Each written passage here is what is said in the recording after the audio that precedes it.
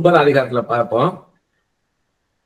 இதுல இப்படின்னு இவை எல்லாவற்றையும் இது கன்க்ளூஷன் வந்துட்டாரு. இந்த 9ஆம் அதிகாரத்துல இருந்து 12ஆம் அதிகாரத்து வரைக்கும் எப்படின்னா சாலமன் ஒரு கன்க்ளூஷனுக்குள்ள கொண்டாந்துட்டார். முதல்ல நம்ம பார்த்தோம், எப்படி பார்த்தோம் நான் சொல்லிடுறேன். நானு முதல்ல சாலமனுடைய சொந்த அனுபவத்தை சொன்னாரு. 1ஆம் அதிகாரத்துல இருந்து 2ஆம் அதிகாரம், 1ஆம் அதிகாரம் 2ஆம் அதிகாரம் சாலமன் அவருடைய சொந்த அனுபவங்களை நம்மள்கிட்ட ஷேர் பண்ணார். 3ஆம் அதிகாரத்துல இருந்து 5ஆம் அதிகாரம் வரைக்கும் அவருடைய ஜெனரல் அப்சர்வேஷன், அவர் எதெல்லாம் அவர் அப்சர்வ் பண்ணாரோ கவனிச்சாரோ அதெல்லாம் நம்மகிட்ட சொன்னாரு.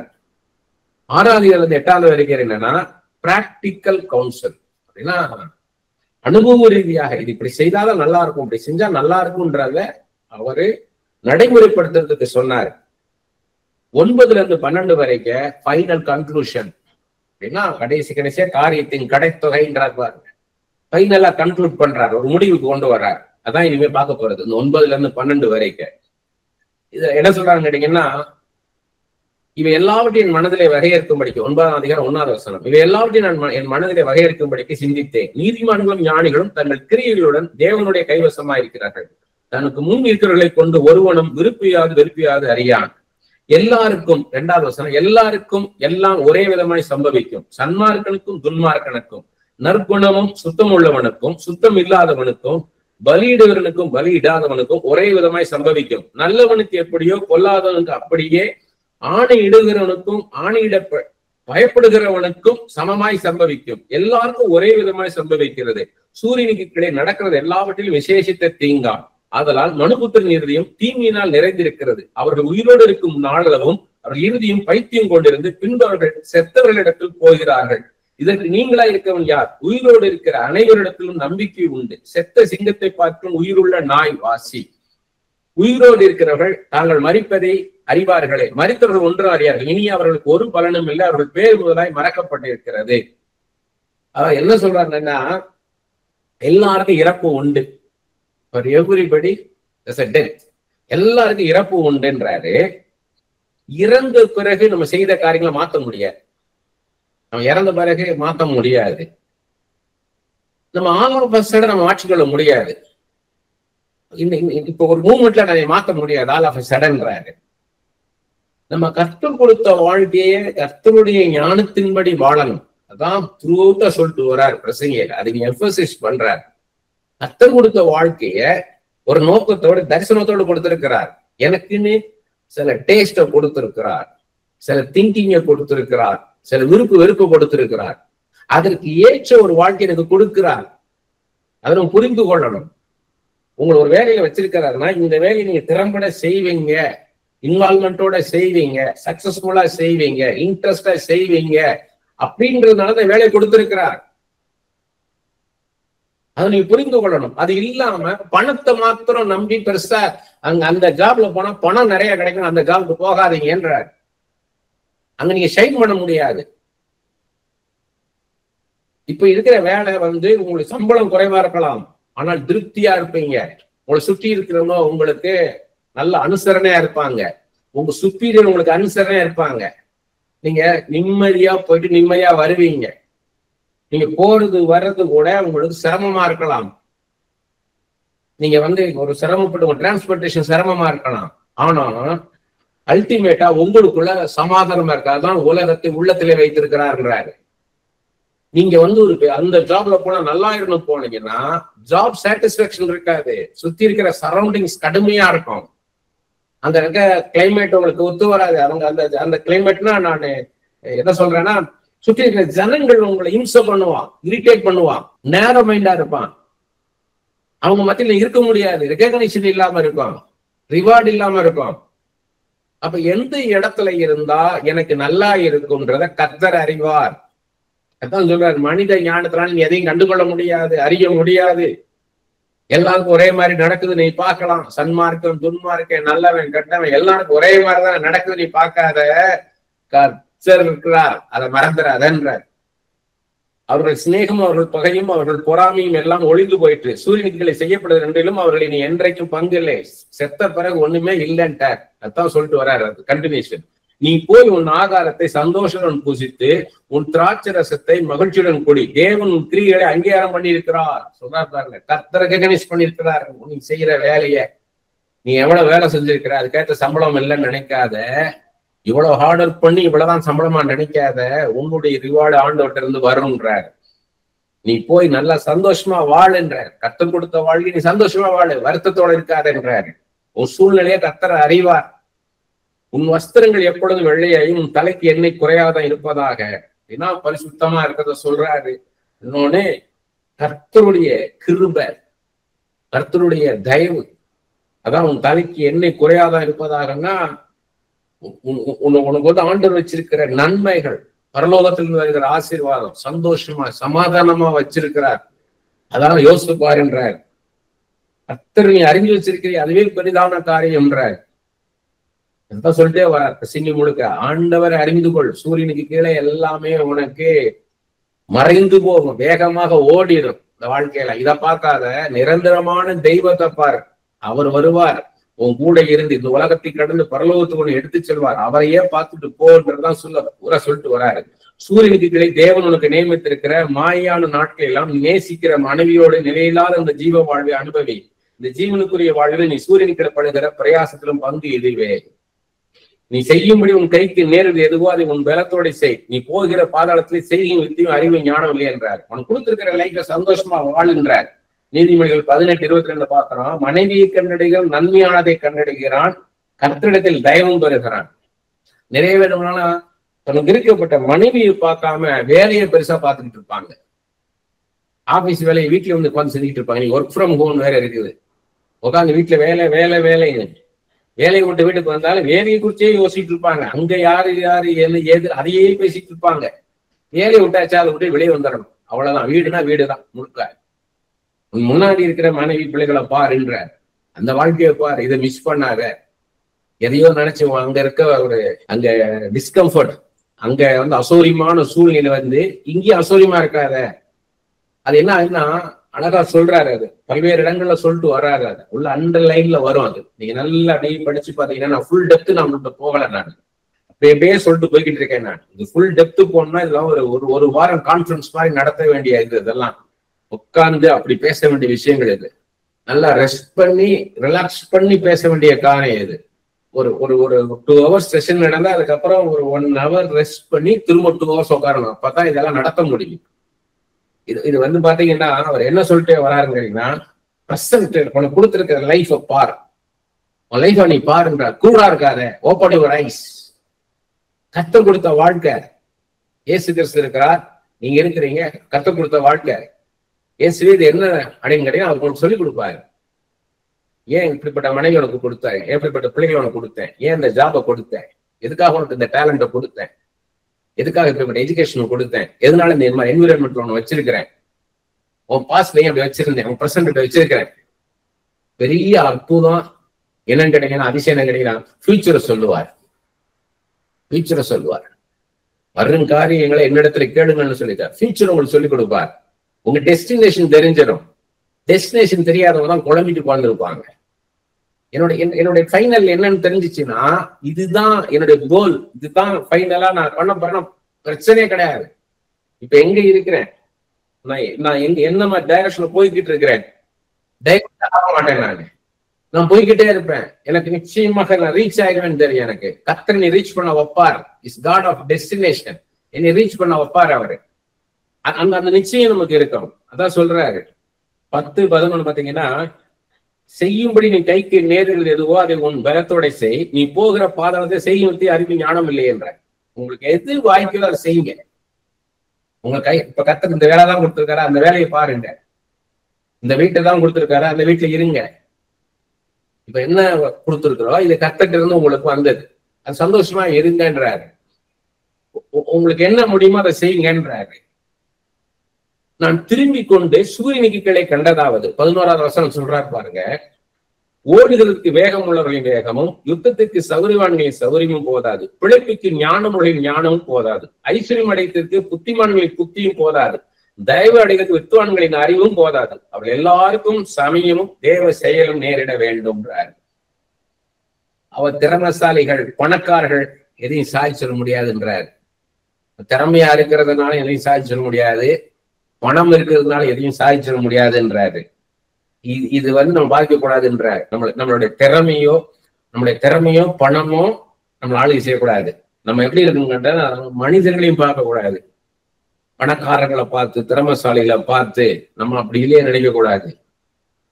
நமக்கு என்ன இருக்கணும் கையிலையோ அதை கொடுத்துருக்காரு கர்த்தர். ஏற்கனவே பல முறை சொல்லியிருக்கிறேன் நான். இன்னைக்கு பெரிய பெரிய கடைகள் இருக்குது, 5 மாடிக்கு 6 மாடிக்கு. நமக்கு அப்படி கடையில நீ எனக்கு கொடுத்துருந்தா என்ன இருக்குன்னு கேட்டீங்கன்னா, எல்லாம் புஸ்தகமா இன்னைக்கு நீ என்ன பண்ணிருப்பேன், நிறைய வாங்கியிருப்பேன். நிறைய புஸ்தகத்தை என்ன பண்ணிருப்பேன், பிரிண்ட் பண்ணி எல்லாமே ஃப்ரீயா கொடுத்துருப்பேன். ஒரே வாரத்துல எல்லாத்தையும் காலி பண்ணிருப்பேன், அத்தனை கோடிக்கும். கர்த்தருக்கு தெரியும் எனக்கு எவ்வளவு இந்த நாள்ல இருக்கணுமோ, எனக்கு எவ்வளவு படி அளந்து தரணுமோ அதை எனக்கு அளந்து கொடுத்துருக்கிறார். எனக்கு ஒரு மெச்சூரிட்டி இப்ப கொடுத்துருக்காரு. இப்ப கொடுத்தாருன்னா நான் ஞானமா செய்வேன். ஒரு 4 வருஷத்துக்கு முன்னாடி கொடுத்திருந்தாருன்னா எல்லாமே வேஸ்ட் பண்ணிருப்பேன் நான். கர்த்தருக்கு தெரியும் எப்படி நம்மளை பக்குவப்படுத்தி நம்ம கையில கொடுப்பார். நம்ம எப்படி ஹேண்டில் பண்றோம் அது ஆண்டவருக்கு தெரியும்.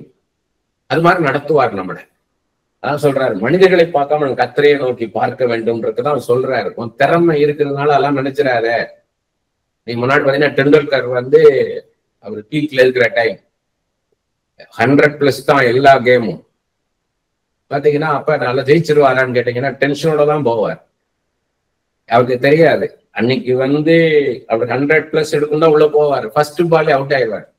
அவ்வளவு. அப்ப என்ன அர்த்தம்? திறமை என்னாச்சு? டெண்டுல்கருடைய திறமை என்னாச்சு? திறமை இருந்துச்சு, என்னாச்சு? இல்ல, அவ்வளவுதான். பாத்தீங்கன்னா ஒவ்வொரு கேம் அப்படிதான். ஒவ்வொரு கேம் நம்ம சொல்லிட்டு போலாம், டைம் இருக்காது. அதனால திறமை இருந்ததுனால ஒருத்தர் சாதிச்சிடும் நினைக்காத. கர்த்தருடைய அனுகிரகம் வேணும்ன்றார். தன் காலத்தை மனுஷன் அறியான். மச்சங்கள் கொடிய வழியில் அகப்படுவது போலவும் குருவிகள் கண்ணியில் பிடிபடுவது போலவும் மனுபுத்தர் பொல்லாத காலத்திலே சடையில் தங்களுக்கு நேரிட ஆபத்தில் அகப்படுவார்கள். கஷ்டன்றது மனுஷனுக்கு வரும், அதை தப்பிச்சு ஒருவன் இருக்க முடியாதுன்றார். அதை சொல்றாரு ஒரு இடத்துல, லைஃப் இஸ் ரிஸ்க்லெஸ் ஆப்பர்ச்சுனிட்டின்றார். அது 11ஆம் அதிகாரத்துல அந்த முதல் 5 வசனங்கள் படிச்சீங்கன்னா இது உங்களுக்கு புரியும். சூரியனுக்குள்ளே தன் காலத்தை மனுஷன் அறியான். மச்சங்கள் கொடிய வலையில் அகப்படுவது போலவும், மச்சங்கள்னா சமுத்திரத்துல இருக்கிற மீன்களை சொல்றார். குருவிகள் கண்ணியை பிடிபடுவது போலவும் மனுபுத்தர் பொல்லாத காலத்திலே சடிதில் தங்களுக்கு நேரிடும் ஆபத்தில் அகப்படுவார்கள். மனுஷனுக்கு கஷ்டம் டேஞ்சர்ன்றது உண்டுன்றார். ஆபத்து வரும், அது இல்லைன்னு சொல்லல. அவர் ஃபால்ஸ்கோப் கொடுக்கல. சூரியனுக்குள்ளே ஞானமுள்ள காரியத்தையும் கண்டேன், அது என் பார்வைக்கு பெரிதாய் தோன்றிட்டு. ஒரு ஞானமான ஒரு காரியத்தை பார்த்தார். அது என்னன்றதை பின்னாடி சொல்றார். ஒரு சிறு பட்டணம் இருந்தது, அதிலே இருந்த குடிகள் கொஞ்சம் மனிதர்.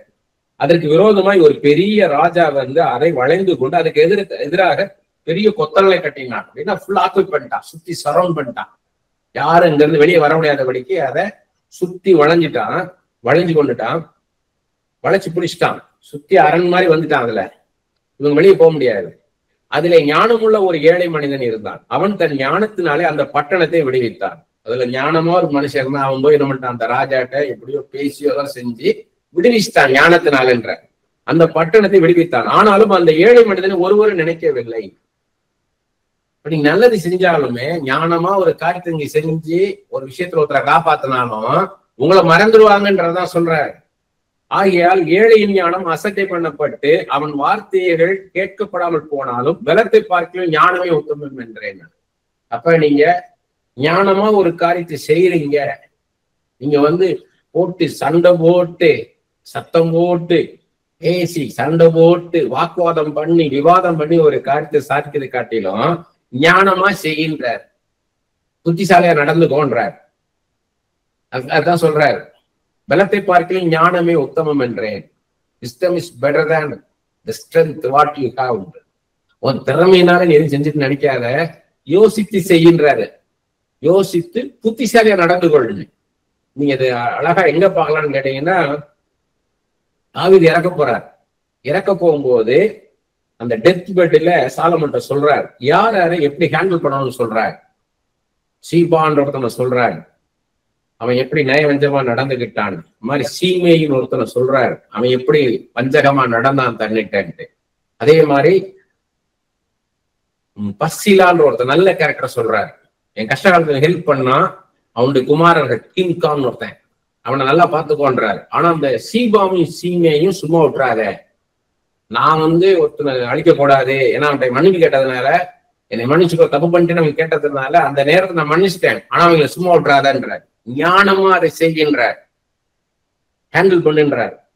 அது மாதிரிதான் சொல்றாரு. இது நீ ஞானமா நம்ம நடந்துக்கிடணும். நம்ம சிச்சுவேஷனை உங்களுக்கு நடக்குது, உங்களுக்கு எதிராக இருக்குது, உங்களுக்கு அசௌகரியமான ஒரு சூழ்நிலை இருக்குது, உங்களை சுத்தி இருக்கிற மனுஷர்கள் உங்களுக்கு சரியான ஒரு அனுசரணை இல்லை அப்படின்னா, அங்க உன் விஸ்கத்தை யூஸ் பண்ணு, உன் அறிவை யூஸ் பண்ணு, உன்னோட அண்டர்ஸ்டாண்டிங் கெப்பாசிட்டி யூஸ் பண்ணு அப்படின்னு சொல்றாரு. ஞானமா நடந்து கொண்டாரு. வெள்ளத்தை பார்க்கலும் ஞானம் மேலானதுன்றாரு. அங்க அமைதியா இருக்கோ அப்படின்னு ஆட்ட சொல்றாரா? அது கர்த்தருடைய ஞானத்தை கேட்க சொல்றாரு. என்கிட்ட கேளு, உன் புத்தியை சார்ந்து கொள்ளாத, உன் அறிவு குறைவுள்ளது, உன் மனித அறிவு குறைவுள்ளது, என்கிட்ட கேளு, நான் உனக்கு சொல்லிக் கொடுப்பேன்றாரு. அங்க அமைதியா இருந்துடணும். சிலத்துக்கு அமைதியா இருந்துவார். டோன்ட் ரியாக்ட் ஆர் எனிதிங், எதுக்குமே பதில் சொல்லாத. நம்ம சிச்சுவேஷன் நம்ம கையில கிடையாது. நீங்க சண்டை போட்டு வாக்குவாதம் பண்ணி ஒரு காரியத்தை சாதிக்க முடியாது. ஆனா ஆண்டவர் சொல்ற மாதிரி ஆண்டவருடைய ஞானத்தின்படி நடக்கும் போது நீங்க ஜெயிப்பீங்க அந்த இடத்துல. அதான் சொல்றாரு இங்க. மூடரை ஆளும் அதிபதியின் கூக்குரலை பார்க்கிலும் ஞானிகளுடைய அமெரிக்கையான வார்த்தைகளை கேட்கப்படத்தக்கவைகள்.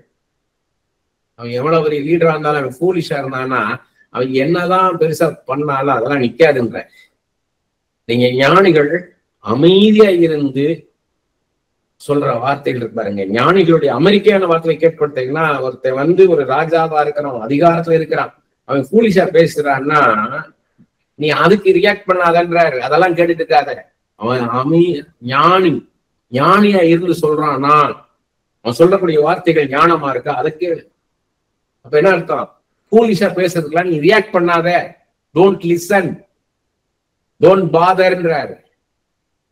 நான் தெரியுமா, நான் அப்படியாக்கும் இப்படியாக்கும் பேசினாங்க, உங்க சுப்பீரியர் பேசினாங்கன்னா, உங்க சுத்தி இருக்கிறவங்க பேசினாங்கன்னா அதெல்லாம் நீ மைண்ட் பண்ணாதன்றாரு. அதெல்லாம் ஃபூலிஷ் டாக், அதெல்லாம் மூடத்தனமான பேச்சு. அதுக்கெல்லாம் நீ சொந்து போகாத.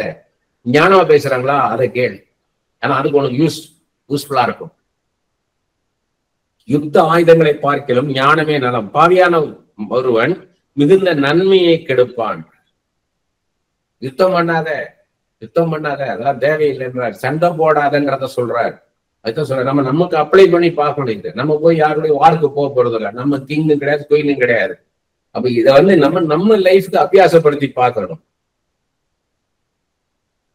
நமக்கு சொல்றாரு அந்த 13-18 வசனம் வரைக்கும் உள்ளதுக்கு சொல்றாரு, நமது சமுதாயம் சொத்தையும் கவர்ச்சியையும் வெற்றியையும் ஞானத்தை காட்டிலும் மேலாக பார்க்கும், கனப்படுத்தும்.